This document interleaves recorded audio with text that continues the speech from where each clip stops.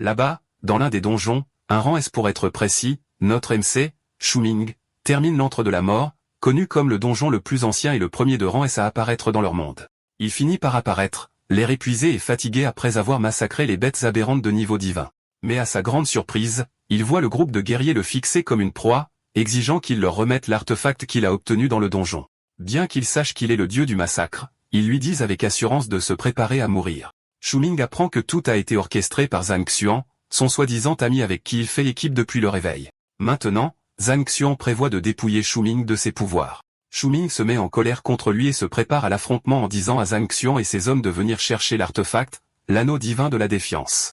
Il voit Shu-Ming monter en puissance et remarque qu'il utilise le pouvoir de l'anneau, alors qu'il s'apprête à lui sauter dessus, Zhang leur dit d'attendre car le plan sera bientôt achevé. Du ciel, Ren Xiaoman s'approche de Shu-Ming, qui est surpris de la voir apparaître.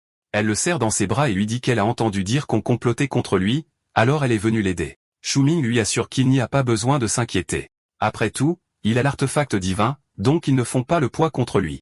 Mais Shu-Ming lui pose la question qui lui trotte dans la tête, se demandant comment Zhang et les autres connaissent sa position.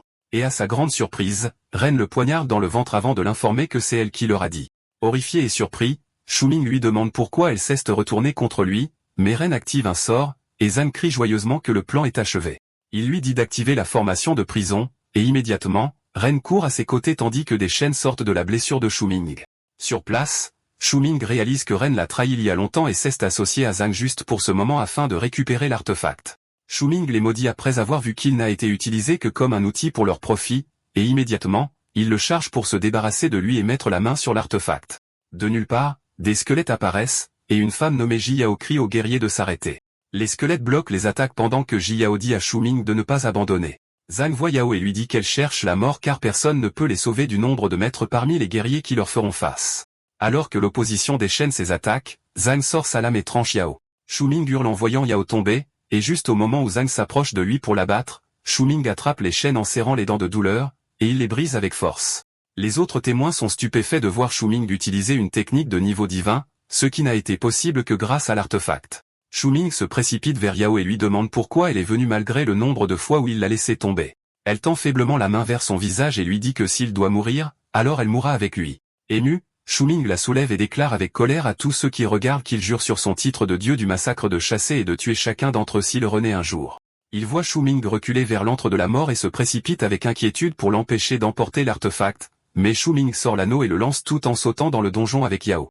Plus tard, il reprend conscience en se demandant s'il est mort, mais il voit qu'il est à l'académie. Non seulement ça, mais il est à la 127e cérémonie d'éveil. Là, les jeunes de 18 ans s'éveillent, et leurs futurs chemins sont décidés en fonction du domaine de leur éveil.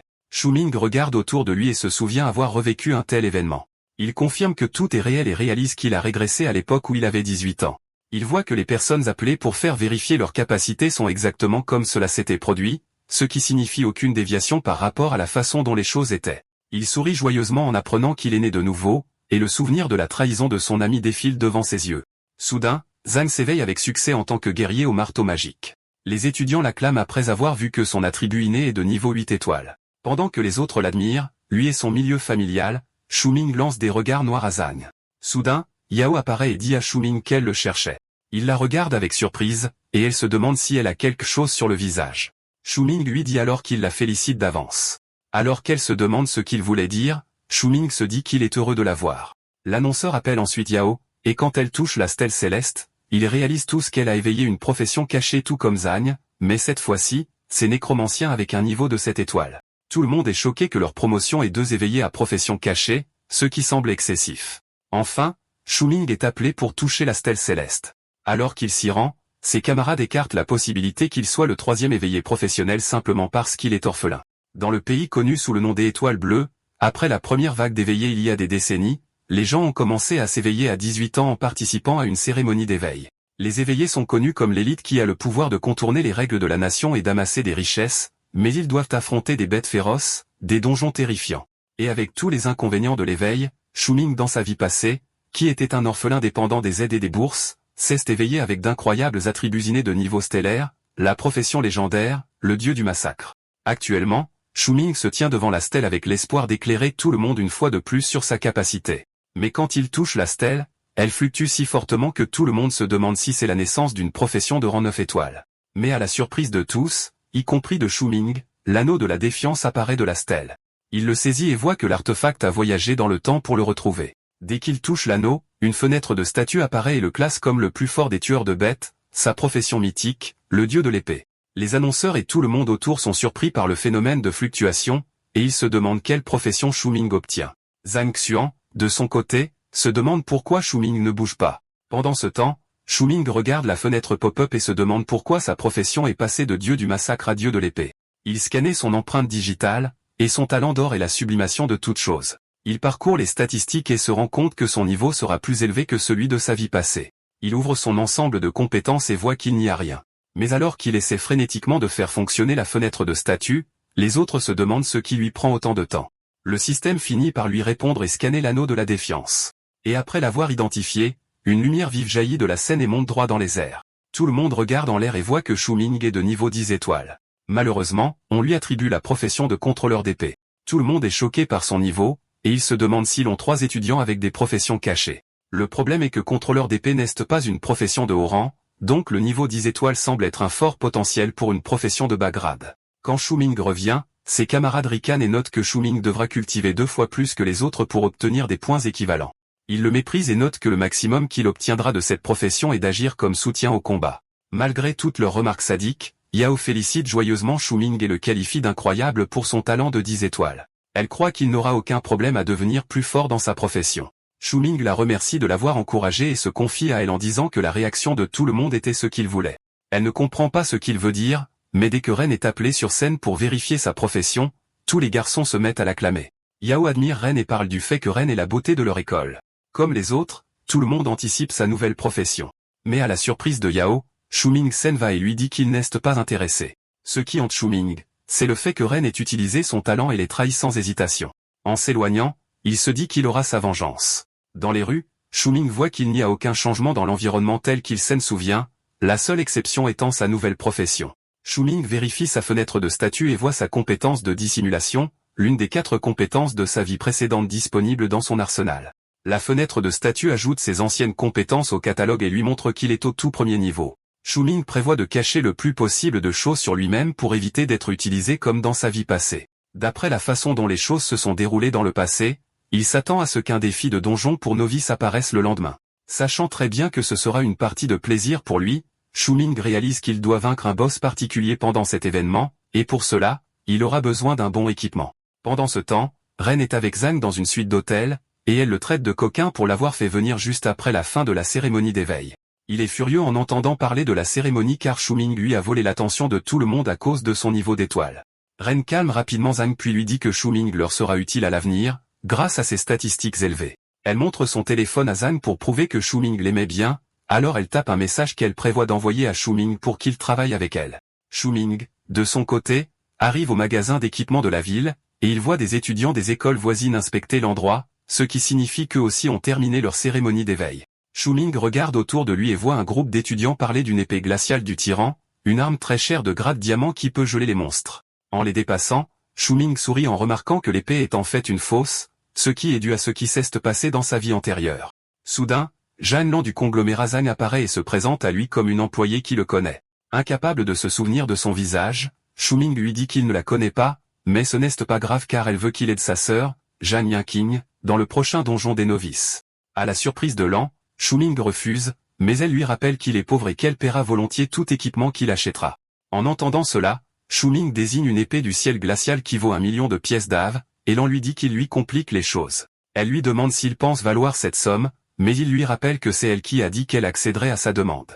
À cause de cela, Shu Ming lui dit qu'il y a des situations où le pouvoir financier ne peut pas aider, donc Lan devrait s'assurer que Yanqing mette tous ses efforts dans l'épreuve du donjon.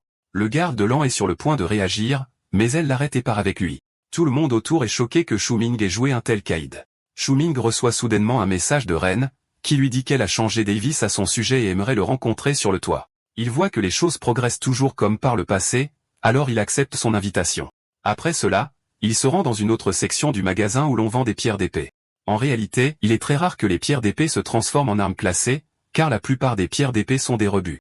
La secrétaire essaie d'avertir Shu Ming, mais il ne recule pas et lui dit qu'il est prêt à tenter sa chance puisque les pierres sont moins chères. Pendant ce temps, Shu-Ming utilise l'une de ses compétences, l'œil de l'intention, pour inspecter les pierres jusqu'à ce qu'il trouve la plus sûre. L'œil l'aide à voir toutes les informations fondamentales sur toute chose.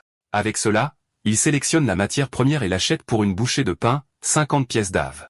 Yongding, une brute riche, et son acolyte, voient ce que fait Shu-Ming, et ils se moquent de lui pour avoir été assez stupide pour rejeter l'offre du conglomérat Zhang et s'en tenir à l'achat d'un rebut. Pour briser leur ego, Shu-Ming les met au défi en pariant 5000 pièces d'ave s'il obtient une arme en argent. Ils se moquent de lui et concluent qu'il a une case en moins, ils acceptent le marché. Shu-Ming saisit immédiatement sa chance en utilisant sa compétence œil de la perspicacité pour extraire l'arme de la pierre d'épée. À la surprise de tous, il sort une épée de fer noir à fil pourpre, une arme en argent de bas grade qui boit le sang des monstres et guérit son maître. Shu-Ming la qualifie de bonne arme, parfaite pour son rendez-vous plus tard dans la nuit. Yongding réalise qu'il s'est fait avoir et regarde Shu-Ming dire que l'arme a un effet de vol de vie, ce qui signifie qu'il n'aura pas besoin de guérisseur. Shu-Ming réclame alors son argent, et Yongding le lui paie à contre-cœur. La réceptionniste examine l'épée et a du mal à y croire car cela fait des années que personne n'a sorti une bonne épée des roches. Shu-Ming la retrouve ensuite pour un fourreau et en achète un avec les 5000 pièces d'ave qu'il vient de recevoir. Sa fenêtre de statut l'informe immédiatement que le fourreau réduira la dégradation de l'épée de 50%. Elle demande si Shu-Ming souhaite ouvrir la fonction de matérialisation cachée, mais Shu-Ming refuse et déclare qu'il va augmenter le grade. Sur ce, Shu-Ming s'en va, et en rentrant chez lui, il vérifie sa fenêtre de statut et se demande pourquoi il n'a aucune compétence de profession liée à son titre de dieu de l'épée. Mais dans l'arbre des talents professionnels, il a la sublimation de toute chose, une compétence qui peut améliorer tout le butin, mais cela ne peut se produire qu'une seule fois. Shu-Ming l'applique à son arme, et elle gagne l'effet soif de sang, créant deux capacités. Premièrement, le buveur de sang, une capacité qui guérit le propriétaire après avoir tranché un adversaire. La seconde augmente temporairement les statistiques du propriétaire de 5 points pendant 30 secondes. Après s'être renseigné, Shu-Ming ouvre la matérialisation d'armes cachées et note que la préparation pour le raid de donjon du lendemain est terminée. Plus tard dans la nuit, Shu-Ming se rend sur le toit où il voit Ren qui l'attend. Elle se comporte comme une séductrice, lui disant qu'il est en retard, mais elle panique quand elle le voit lancer son épée sur elle. Elle atterrit à quelques mètres d'elle, et elle lui demande, prise de peur, ce qui ne va pas. Shu-Ming lui dit qu'il est venu pour se venger, mais elle ne sait pas de quoi il parle. Alors elle lui dit qu'elle est venue parce qu'elle a pris l'initiative de l'inviter puisqu'il l'aimait bien, mais maintenant elle trouve étrange qu'il veuille la tuer. Shu-Ming se souvient immédiatement comment elle l'a approché juste après la fin de la cérémonie d'éveil à l'académie, et pour la première fois, il a reçu son attention. À partir de ce moment, elle lui a parlé jusqu'à ce qu'il finisse par l'inviter à sortir, et ils ont commencé à se fréquenter. C'étaient les jours qu'il chérissait le plus en raison des moments qu'ils ont passés ensemble. Mais ayant réalisé que c'était faux, Shu-Ming dit franchement à Ren qu'il est au courant de son stratagème avec Zhang pour l'utiliser. Surprise, Ren essaie de se couvrir, mais Shu-Ming ne la laisse pas finir et la traite de salope sans vergogne. À ce moment-là, elle craque et admet que sans ses talents, il n'aurait aucune chance de lui parler. Elle jure que Shu-Ming ne s'en tirera pas après l'avoir insulté, mais Shu-Ming s'en fiche, et il menace même son statut social en disant qu'il ruinera son image pure et innocente s'il expose sa relation avec Zhang. Elle devient très énervée et saisit son épée pour l'attaquer, mais l'activation sanguinaire de l'épée se déclenche et lui tranche le visage. Ren se met à crier non seulement à cause de la douleur, mais aussi parce que son visage parfait est maintenant défiguré. Shu-Ming ramasse son épée et dit que son nouveau look lui va bien, et qu'il est temps pour sa vengeance. Énervé, Ren jure de faire tuer Shu-Ming par Zhang, mais Shu-Ming s'en va simplement en lui disant que Zhang peut venir l'affronter quand il veut. Avant de partir, il dit à Ren qu'elle devrait considérer cette entaille comme venant de lui et qu'elle représente la façon dont l'affection qu'il avait pour elle a été tranchée. Pendant ce temps, le principal Wong offre à Shu-Ming quelques objets et de l'argent comme pack de démarrage pour le raid du donjon des novices. Le lendemain vers 6 heures du matin, Shu-Ming mâche la pilule de renforcement de la moelle qu'il a reçue du principal et se demande si le vieil homme a eu pitié de lui à cause de sa profession de contrôleur d'épée. Bien qu'elle ait mauvais goût, Shu-Ming monte de niveau et gagne un talent passif pour maîtriser tous les types de compétences d'épée sans restriction. Alors que Shu-Ming se dirige vers le lieu, il prévoit de montrer aux autres étudiants ce qu'il a dans le ventre dans le donjon des novices. Quand Shu-Ming arrive sur les lieux, de nombreux étudiants réclament de faire équipe avec lui, mais il décline leur demande et leur dit qu'il est déjà dans une autre équipe. Par coïncidence, Yao l'entend et se sent abattue car elle est venue très tôt ce matin-là, dans l'espoir de faire équipe avec lui. Shu-Ming lui murmure de ne pas faire équipe avec lui car il s'inquiéterait qu'elle soit blessée, puisqu'il s'attaque à quelque chose de dangereux. Pendant qu'ils discutent, Yan Zei apparaît et se présente comme un chasseur de démons de niveau 9 qui veut faire équipe avec Shu-Ming. Shu-Ming se souvient de lui de sa vie précédente, mais alors qu'il se demande comment refuser Yan, Yao le couvre en disant à Yan qu'elle a déjà fait équipe avec Shu-Ming. Elle chasse tous les autres, et Shu-Ming note qu'elle est fiable. Quelques minutes avant cette heure, le principal s'adresse à eux via une diffusion en direct alors que le portail du donjon s'ouvre. Il explique les règles aux étudiants, mentionnant comment ils obtiennent des points en surmontant des défis et qu'ils doivent finir en une journée. Alors qu'il les motive et leur conseille de faire équipe, Yao regarde autour d'elle mais ne trouve pas Shuming qui était avec elle il y a quelques instants. Immédiatement, alors que le principal lance l'événement, les étudiants parlent du fait que quelqu'un est déjà parti en avance. Shuming, de son côté, descend dans le portail, et il note la sensation familière car il y est déjà allé. À l'époque, il se déplaçait imprudemment en essayant d'accumuler des points de contribution, mais cette fois-ci, il prévoit d'affronter le défi le plus difficile, qui est de tuer le boss caché ultime. Il arrive finalement à l'intérieur du donjon et note que son point d'apparition est différent de celui de sa vie précédente, c'est pourquoi le lieu, le chemin et les monstres sont différents pour les challengers. Shuming dissimule sa présence à un monstre arbre d'élite même s'il peut s'en occuper, car il ne prévoit pas de perdre du temps à combattre des monstres de base, sa priorité étant le boss caché. Il vérifie la carte pour l'itinéraire vers le boss caché, puis note qu'il doit se dépêcher pour avoir une longueur d'avance dans la collecte d'objets. Vers 7h30 du matin, Yanking et son groupe apparaissent non loin de là, et il remarque que l'endroit est calme. Tout à coup, il voit un étudiant particulier se faire pourchasser par un rat de sang géant et frénétique. Ils se séparent tous et courent, mais une minute plus tard, 3 des 4 sont tués, le plus haut gradé de l'équipe étant un 6 étoiles. Tous ceux qui sont encore à l'extérieur du portail sont inquiets car quelqu'un d'aussi fort n'a même pas tenu longtemps dans le donjon. L'annonceur leur ordonne alors de former des équipes le plus rapidement possible car les challengers à l'intérieur ont besoin d'aide. Pendant ce temps, Yanking, la seule survivante de son équipe, court si loin qu'elle perd la notion de l'endroit où elle se trouve. Du coin de l'œil, elle voit un monstre singe, et la créature bondit sur elle avec une intention meurtrière. Morte de peur, Yanking crie à l'aide, et voilà que le monstre se fait taillader à plusieurs reprises par Shuming. Alors que tout le monde dans le donjon subit l'assaut du monstre, Yanking regrette de ne pas être resté caché. Mais en voyant Shuming abattre facilement le singe, elle réalise qu'il est très fort et suppose que le singe est mort. Shuming la corrige en disant que le singe n'est pas encore mort, et qu'elle devrait faire attention car il ne la sauvera pas une deuxième fois. Elle part rapidement chercher des renforts pour lui, mais c'est exactement ce dont il a besoin, un peu de temps seul. Shuming utilise son œil de la perspicacité et apprend que le singe n'est pas ordinaire mais un roi singe muté. Il en conclut que c'est la raison pour laquelle le singe a survécu à ses coups. Le singe le charge, et Shuming voit que la créature est très rapide. Il esquive son attaque puis décide de le défier dans un concours de vitesse. Pour ce faire, Shuming utilise sa 3e compétence de sa vie précédente, le pas de l'ombre divine. Shuming attaque le singe, et alors que le primate essaie de contrer son coup, Shuming apparaît juste derrière lui et la patte avec quelques entailles. Le singe se retourne et bondit sur Shuming, mais Shuming voit qu'il le surpasse en vitesse, et il trouve cela ennuyeux. Alors il opte pour un coup final en lui tranchant la tête. En conséquence, le système le récompense avec un parchemin de taille linéaire pour avoir vaincu avec succès le roi singe muté. C'est une compétence de bronze de bas niveau que Shuming juge parfaite pour le donjon des novices. Soudain, Shuming reçoit le premier sang pour avoir été la première personne à tuer un monstre. Quelques instants plus tard, tout le monde reçoit le message qu'un contrôleur d'épée a tué un monstre. Beaucoup de gens de l'académie de Shuming supposent que c'est lui, mais d'autres rejettent l'idée. Après tout, il y a aussi des contrôleurs d'épée d'autres académies qui participent au donjon. En conséquence, tout le monde reçoit une potion de soin. Quand Shuming entend ses exploits diffusés avec son titre, il se dit qu'il doit être plus prudent en utilisant la compétence de dissimulation pour les empêcher de le savoir. Alors que Shuming traverse la forêt, il voit une meute de loups monstrueux et les qualifie de spécimens parfaits pour sa nouvelle compétence de taille acquise en battant le roi singe. Il active la compétence connue sous le nom de taille et Edo, puis tire la lame de son fourreau après avoir concentré son esprit. Immédiatement, une attaque tranchante volante fonce droit sur les loups, et les monstres ont à peine le temps de réagir avant d'être abattus les uns après les autres, leur corps s'effondrant tandis que des points d'expérience affluent dans la fenêtre système de Shuming. Il continue le massacre efficace sans hésitation, farmant régulièrement jusqu'à ce que son expérience accumulée atteigne 8000. À 9h30 précise, Shuming passe au niveau 9, et le système l'informe rapidement qu'il a obtenu le titre de légende du loup affamé. Parcourant ses notifications, Shuming examine calmement son succès et reconnaît l'efficacité de sa compétence Yedo, surtout lorsqu'elle est associée à la capacité de dégainage de son épée, qui libère l'énergie stockée dans le fourreau au moment du tirage. Curieux, Shuming décide de la tester davantage. Il canalise l'énergie accumulée et libère une entaille d'énergie en forme de croissant acéré vers un autre groupe de monstres loups affamés qui lui font face. Cependant, à sa grande surprise, un énorme roi loup de niveau 10 émerge soudainement des profondeurs de la forêt et dévie sans effort l'attaque. Pendant ce temps, à 8h30 du matin, d'autres novices forment des groupes et entrent dans le donjon pour commencer leurs épreuves. Ensuite, ils rencontrent une souris des champs mutés et l'affrontent avec tous ceux qui l'ont. Le combat est désordonné, et il y a des victimes en cours de route.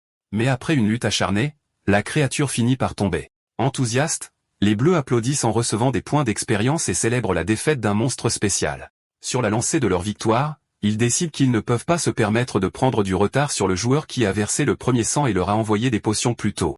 Cependant, ils reçoivent un autre message du système les informant qu'un autre joueur a versé le premier sang sur un monstre chef.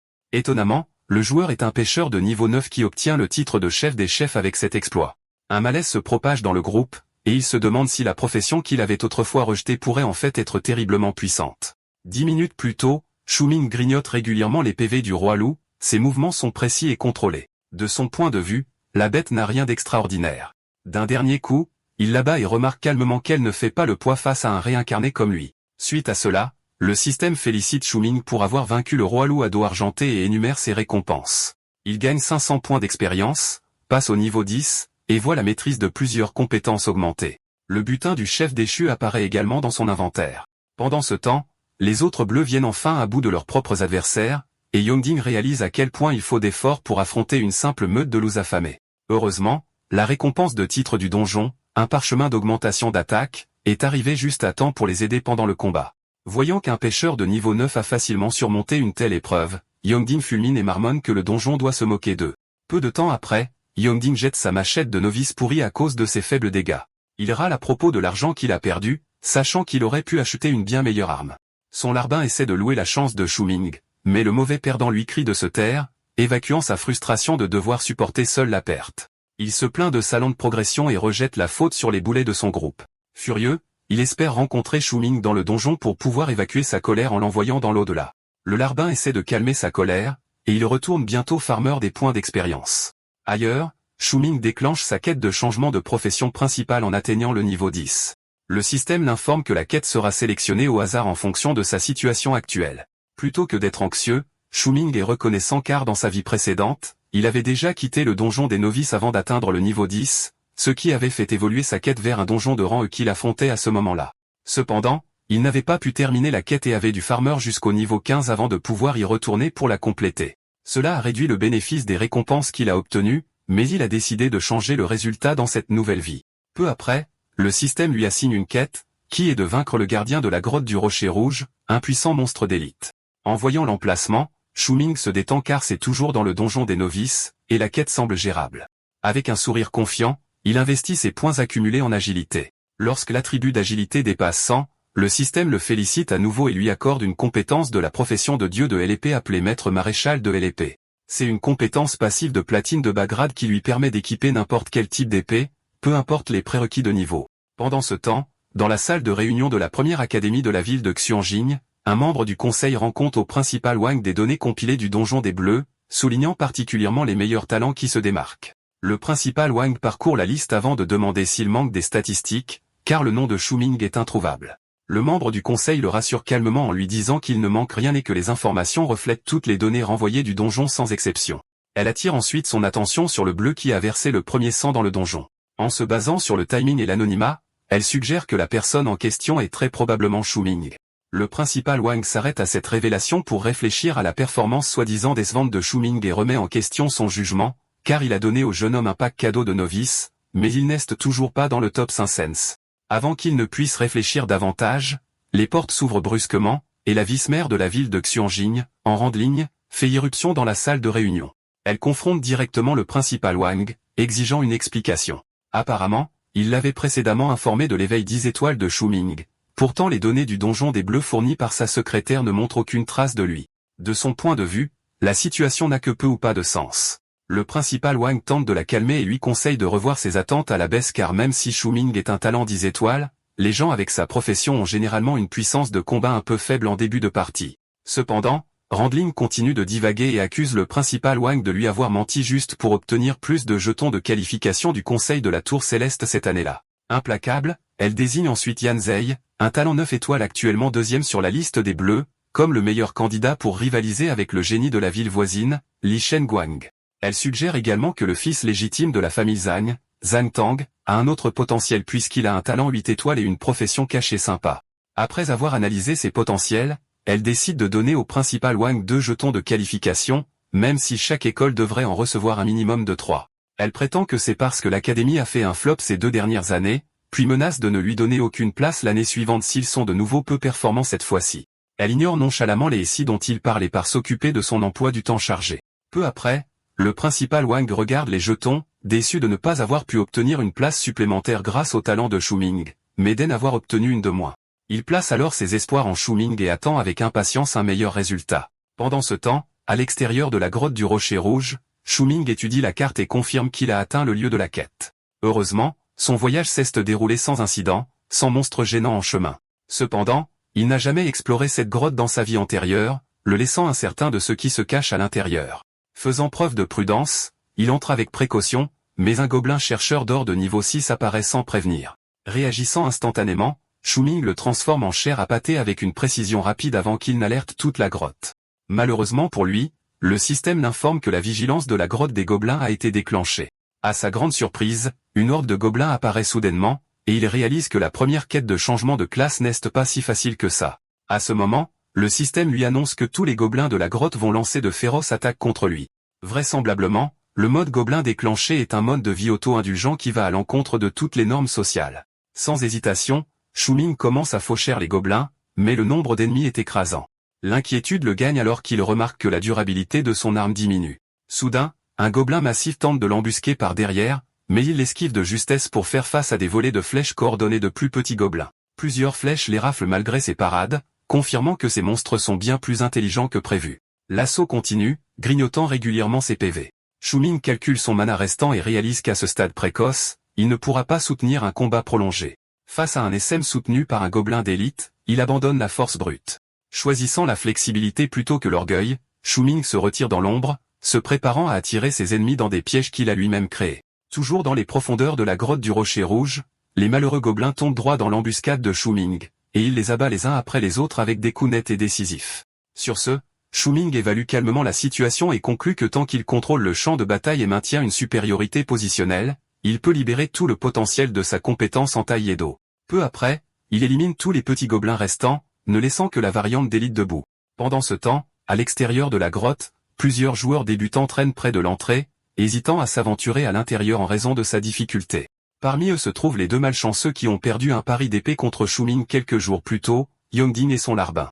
Ils se disputent à voix basse pour savoir si Shu-Ming ou l'un de leurs pairs oserait vraiment défier une grotte connue pour faire apparaître des monstres de niveau 7 et plus. Alors que le débat s'échauffe, ils remarquent quelqu'un sortant de la grotte, et il se trouve que c'est leur ennemi juré, Shu-Ming. Maintenant au niveau 11, Shu-Ming affiche une aura désinvolte en consultant les notifications du système détaillant ses récompenses, tandis que sa présence respire la confiance. Cependant, il est interrompu par Yongding, qui se jette sur lui par derrière en visant un coup décisif. Shu-Ming réagit instantanément, esquivant avec aisance tandis que l'attaque le manque complètement. Poussé par le ressentiment, Yongding ordonne à ses laquais d'encercler Shu-Ming et d'empêcher toute fuite. Malheureusement pour eux, Shu-Ming n'a aucune intention de fuir. Alors que Yongding fulmine sur le règlement de vieux comptes, il réalise que Shu-Ming a déjà oublié l'incible qui était si important pour lui. Enragé par le calme de Shu-Ming, il ordonne à ses hommes de main d'éliminer Shu-Ming sur le champ. Alors que le groupe charge, Shu-Ming décide que c'est le moment idéal pour tester une compétence nouvellement acquise. D'une simple pensée, il invoque son épée et active la compétence de contrôle de l'épée, manipulant la lame par télékinésie. L'épée file dans les airs, effleurant et repoussant ses adversaires avec un contrôle précis. Les attaquants se figent, incrédules, car le contrôle de l'épée est une technique généralement réservée aux maîtres de l'épée de stade intermédiaire, bien au-delà de ce qu'un bleu devrait maîtriser. À leur insu, Shu-Ming a obtenu la compétence en butin sur le gobelin d'élite et l'a élevé du rang argent au rang or grâce à son talent. Shu-Ming réalise rapidement à quel point la compétence se synchronise bien avec lui et songe brièvement à la vitesse à laquelle la nouvelle de cette capacité se répandra parmi les bleus. Ensuite, il vérifie les récompenses pour avoir nettoyé la grotte et découvre une carte d'un lieu caché.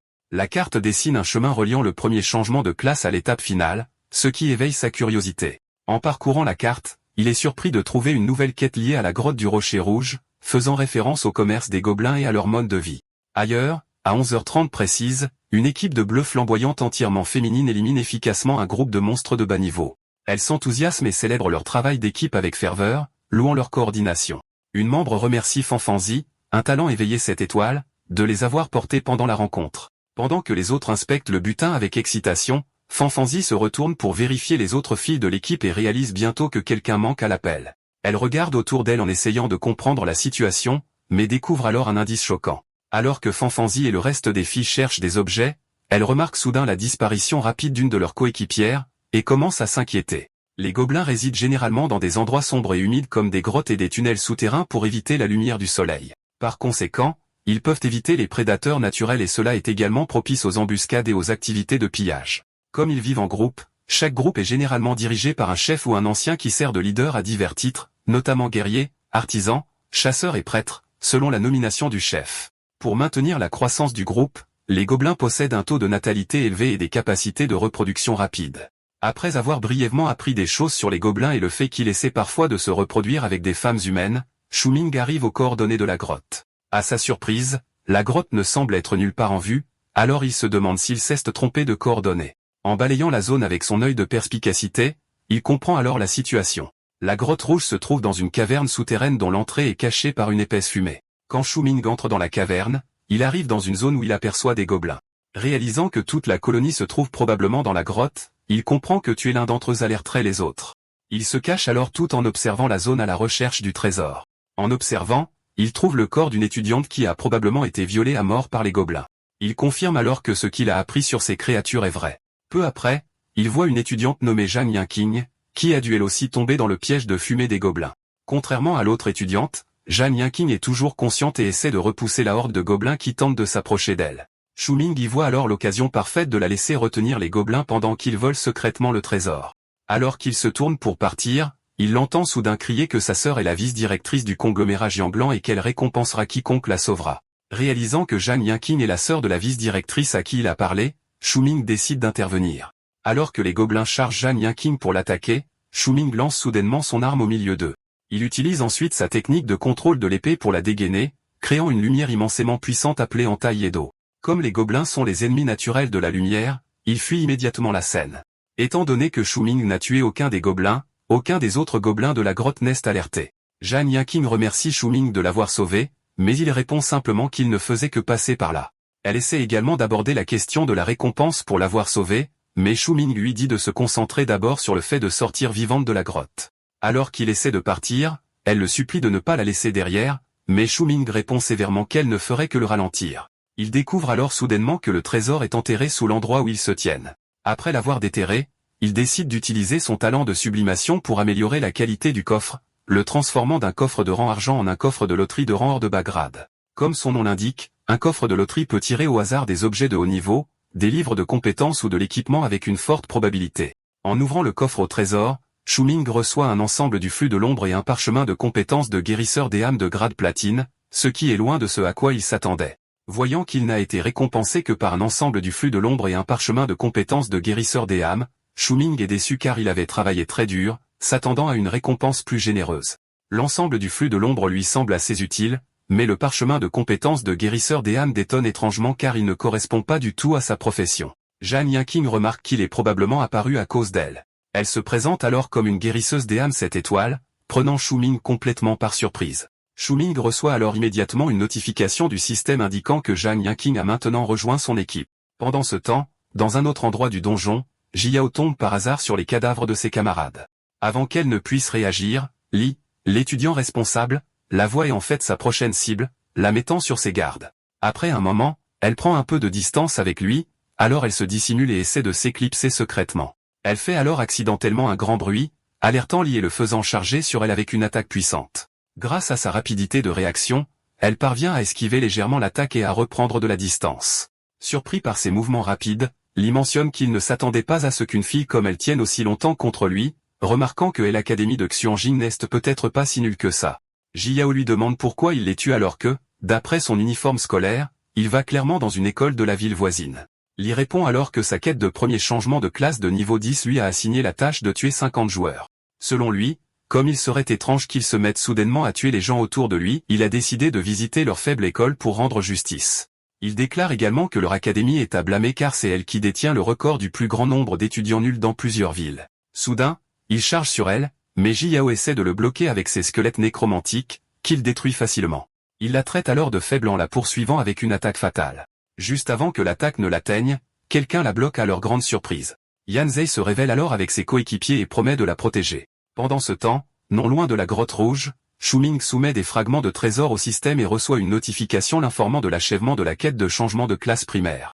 Il est alors promu à la première classe tandis que la puissance, la vitesse et la maîtrise de son art de l'épée double. Jan Yanqing, qui utilise le parchemin de compétences de guérisseur des âmes, débloque également des compétences avancées qui font hausser un sourcil à Shu Ming.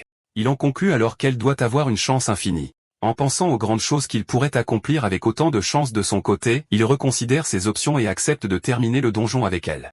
En entendant cela, Jan Yanqing est tellement excitée qu'elle commence à jacasser sur le fait que sa sœur avait engagé un groupe de voyous pour l'aider à atteindre ce même objectif, mais qu'ils se sont avérés inefficaces. Bien que Shu Ming n'aime naturellement pas cette association, il le fait uniquement pour sa compétence. Après être devenu coéquipier avec Jan Yanqing, Shu Ming reçoit un message de Jiao, alors il décide d'y jeter un œil. Pendant ce temps, de retour à l'avenue de la bataille, Li, Yan et Jiao sont tous surpris de voir qu'ils ne s'est pas battus à pleine puissance depuis le début. En quelques secondes, il anéantit toute l'équipe de Yan sans la moindre difficulté. Il bloque également facilement les puissantes attaques à longue portée de Yan, le faisant paraître inutile. D'après les recherches que Yan avait faites au préalable, il peut identifier Li comme un génie, un talent éveillé 10 étoiles avec la profession de maniaque de la lame.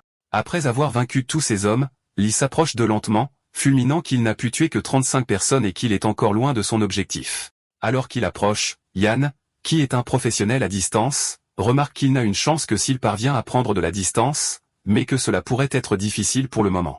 Jiao remarque aussi que son mana est à sec et qu'elle ne peut plus utiliser sa nécromancie. Ils réalisent alors tous les deux qu'ils sont foutus. Voyant qu'ils n'ont nulle part où fuir, Li charge sur Yan pour s'occuper de lui en premier. Mais à sa surprise, il est interrompu par Jiao qui le bloque. Elle ordonne à Yan de courir aussi loin qu'il peut pendant qu'elle essaie de le retenir, mais Li est énervé par ce fait. Il tente de porter un coup fatal mais est interrompu par une étrange épée. Shu Ming est venu à leur secours. Jiao lui avait envoyé un texto plus tôt pour le prévenir du danger dans sa zone, mais il avait décidé de venir à la place. En la voyant, Shu Ming a des flashbacks de la façon dont elle l'a également protégé dans sa vie passée, ce qui a conduit à sa mort. Cette fois-ci, il promet de la protéger. Shu Ming utilise alors sa compétence de contrôle de l'épée pour récupérer son arme, qu'il utilise pour affronter Li. En le voyant, Li l'identifie comme le maître de l'épée de niveau 10 dont il a entendu parler, mais il ne s'attend pas à ce qu'il ait le dessus car il n'est qu'un contrôleur. Observant de loin, Yan remarque à quel point Shu Ming est incroyable. Il envisage alors de fournir un soutien à longue portée pour augmenter leurs chances de gagner. Soudain, lui et Jiao sentent l'impact de quelqu'un utilisant de la magie de guérison sur eux. Jan Yanqing se révèle alors sur le côté et se présente comme la coéquipière de Shu Ming, les laissant sous le choc. Shu Ming leur avait hardiment dit qu'il prévoyait de faire cavalier seul, alors le voir avec une coéquipière suscite un peu de jalousie en eux. Pendant qu'elle continue de les soigner, Yan lui demande de se dépêcher pour qu'il puisse rejoindre Shu Ming dans le combat. Jan Yanqing répond, lui disant de ne pas s'inquiéter car Shu Ming est bien plus fort qu'il ne le pense. Après un moment d'affrontement avec Shu Ming, Li se demande pourquoi un maître de l'épée possède les techniques de mouvement d'un prodige de l'épée. Après avoir observé la compétence d'épée de Shu Ming, Li le complimente grandement, admettant que sa force dépasse ses attentes. Cependant, il déclare qu'il est temps de décider enfin lequel d'entre eux est le plus fort. En entendant son nom, Shu Ming remarque qu'il a entendu parler de Li dans sa vie passée, mais n'a jamais eu la chance de le rencontrer personnellement. Il sourit alors qu'il fonce à nouveau sur lui pour voir si son épée est plus tranchante ou si la lame de Li est plus dure. Quand il s'approche assez, Li tente une estocade volante avec une de ses lames, mais Shu Ming la bloque facilement. Li révèle alors que c'était un piège et que Shu Ming est tombé dedans. Selon lui, l'énergie de l'âme générée par son attaque d'estocade volante est suffisante pour immobiliser l'ennemi en vue d'une autre attaque. Il lance sa deuxième épée sur Shu Ming, mais Shu Ming lance aussi facilement la sienne pour bloquer l'attaque. Il utilise alors sa technique de contrôle de l'épée pour rediriger la trajectoire de l'épée, la faisant foncer à pleine vitesse sur Li, qui est maintenant désarmé. Li parvient à esquiver l'attaque mais se fait érafler au passage. Il ramasse alors son épée et charge sur Shu Ming pour riposter, mais Shu Ming esquive toutes ses attaques facilement, le frustrant davantage.